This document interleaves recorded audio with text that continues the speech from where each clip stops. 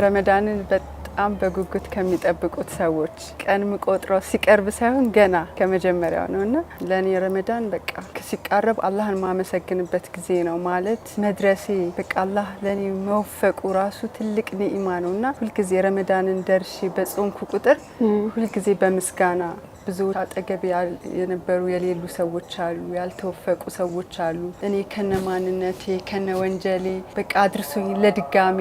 ተውበት ለድጋሜ እንትን እድሉን ስለሰጠኝ ወላሂ እኔ ረመዳን መጥቶ ሌላ ረመዳን ሲመጣ በጣም አንዳንድ ጊዜ በጣም ሳሳለው የምደርስ ሁሉ አይመስለኝምና አም ሶ ሃፒ በህይወቴ በቃ ማለት በብዙ የሰው ልጅ ሲባል ሁሉ ጊዜ ፍጹም የለም ኢማን ይወጣል ይወርዳል እና በዛ መሃል በሰራነው ወንጀል አላህ ሳያዝንብን አላህ ከኔ ራመት በቃ ሳይለን ድጋሜ ረመዳንን ወፍቆ መድረሳችን ምደርስ አይመስለኝም ሁሉ ጊዜ በጣም ሌቶኝ ነው መቁጠር ምጀምረውና ይሄን ያክል ቀረው አላህ ያደርሰኝ ይሆን አላህ ያንን ረመዳን ብዬ በጣም ነው ምናፍቀውና ልክ በደረስኩ ውስጥ ሆኜ በጣም ነው ኢንጆይ ማድረገውና አም ሶ ሃፒ ለኔ ሁሉ ረመዳኖች ለኔ ልዩ ናቸው በነበርኩበት ስታተስ ሁሉ ልዩ ሆኖ ነው የሚያልፉት ከልጆቼ ጋር ማሳልፈው ሄደን ምን ሰግደው ሰላት